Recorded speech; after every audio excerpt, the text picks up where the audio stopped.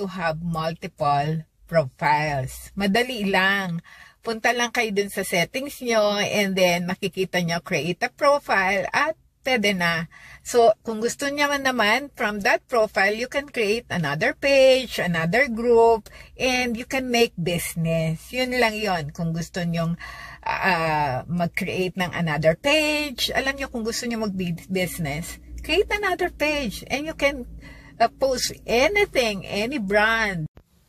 What you can do is go to the Facebook menu button and then click create a new profile. Then click again the menu blue button and then you can create a new name. Yun lang yun. And that's it. And then you proceed and then madali lang. Then kung gusto niyo mag-business, you can create a new page from that profile.